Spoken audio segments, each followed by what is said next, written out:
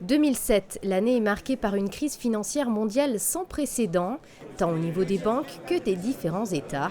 À l'automne 2008, le mouvement s'amplifie et provoque une chute des cours des marchés boursiers et la faillite de plusieurs établissements financiers. C'est la crise la plus grave de son histoire, 7 ans plus tard. Où en est-on réellement ? Le système financier s'est renforcé parce qu'on a beaucoup travaillé là-dessus et on a accru les capitaux propres des banques. Donc je pense que de ce point de vue-là, c'est une amélioration. En revanche, des problèmes structurels de fond qui étaient bien antérieurs à 2007 continuent de sévir un peu partout. Et donc on a, si vous voulez, on a une situation un peu contrastée. D'un certain point de vue, la situation s'est améliorée du point de vue des institutions financières, mais d'un autre, les politiques structurelles ne sont pas encore tout à fait au point. Jacques Delarosière est un ancien directeur du Fonds monétaire international.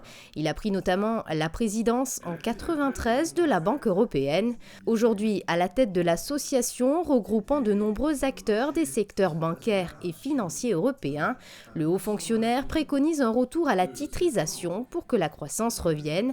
Malgré une mauvaise image de ce système, faut-il alors le rétablir ? Alors moi je me bats depuis des mois et des mois pour essayer de faire en sorte que les PME aient un accès au meilleur auprès des banques et que si on n'arrive pas à améliorer cet accès, au moins qu'elles puissent faire l'objet de titrisation, c'est-à-dire que les crédits bancaires qui leur ont été accordés puissent être en quelque sorte retirés des bilans bancaires et présentés à des investisseurs qui peuvent être très intéressés par ce genre de crédit.